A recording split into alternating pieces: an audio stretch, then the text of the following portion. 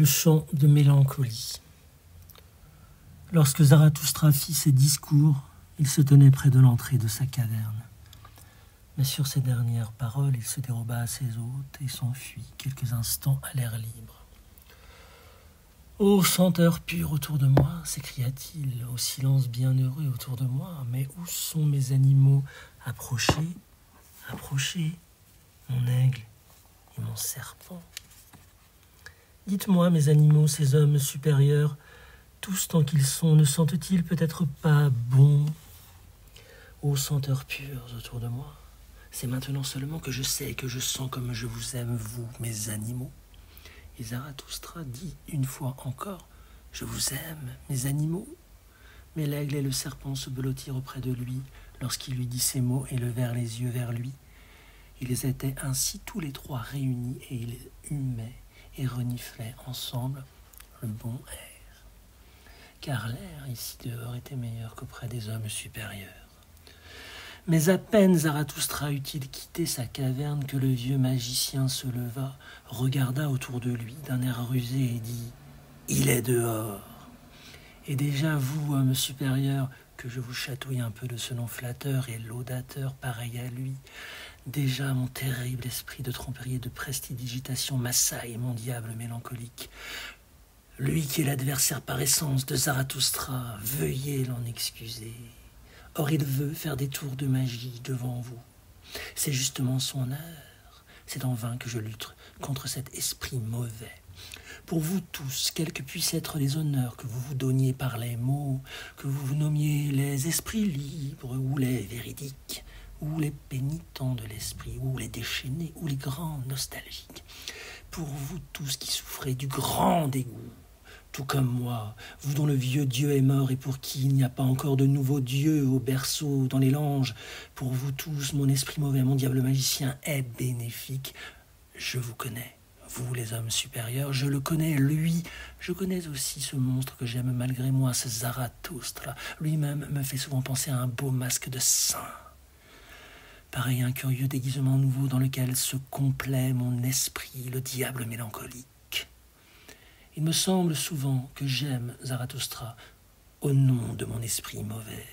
Mais déjà il m'assaille, celui-là, et me contraint, cet esprit de mélancolie, ce diable du crépuscule. Et en vérité, homme supérieur, il se complaît. Ouvrez seulement les yeux. Il se complaît à venir nu, mâle ou femelle, je n'en sais encore rien. Mais il vient, il me force, ô douleur, ouvrez vos sens. Le jour s'éteint, c'est le soir, maintenant qui vient pour toutes choses, même pour les choses les meilleures. Écoutez, voyez, homme supérieur.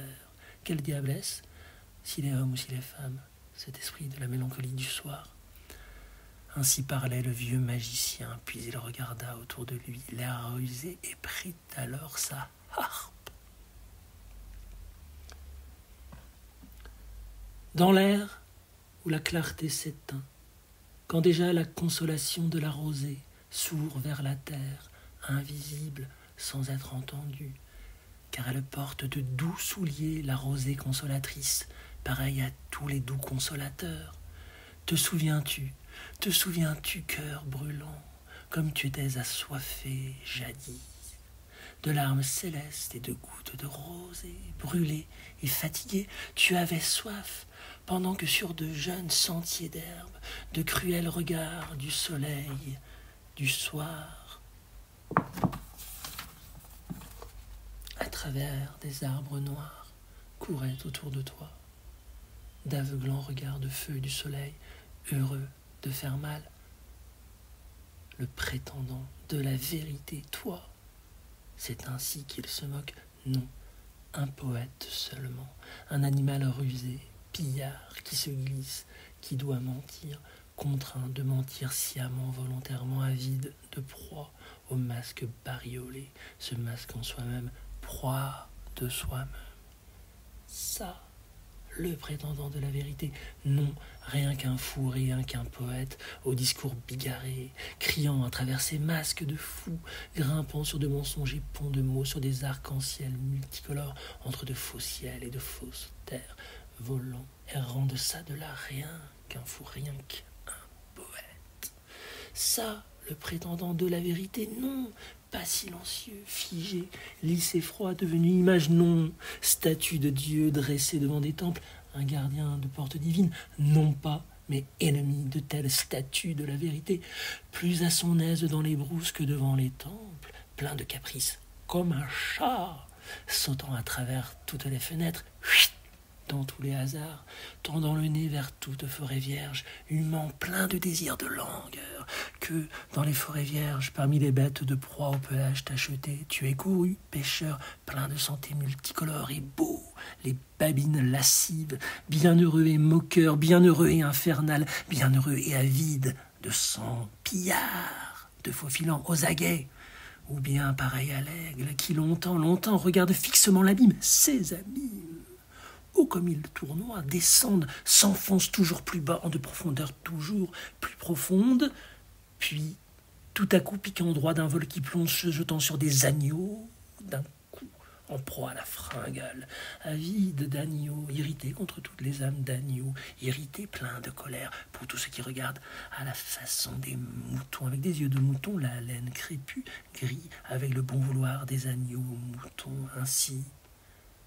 Tel l'aigle, telle la panthère, sont les désirs du poète, sont tes désirs sous 1000 masques, toi, ô fou, toi, ô poète, toi qui as regardé l'homme autant Dieu que mouton, déchirer le Dieu en l'homme, tout comme le mouton en l'homme, rire d'un rire déchirant, cela c'est ta félicité. Félicité de la panthère, de l'aigle, félicité du poète et du fou. Dans l'air obscurci, quand déjà la faucille de la lune verte, parmi les rougeoiements pourpres se faufile jalouse, ennemie du jour, se faufilant, fauchant à chaque pas en secret, tout près de hamacs couverts de rose jusqu'à ce qu'il s'effondre pâle, descendant dans la nuit. C'est ainsi que je sombrais jadis moi-même, tombant du haut de ma vérité folie, du haut de mes désirs du jour. Fatigué du jour, malade de lumière, je sombrais, descendant vers le soir, vers l'ombre, brûlé et assoiffé par une vérité. Te souviens-tu, se souviens-tu, ô cœur brûlant comme tu étais assoiffé, ô que je sois banni de toute vérité, rien qu'un fou, rien qu'un poète.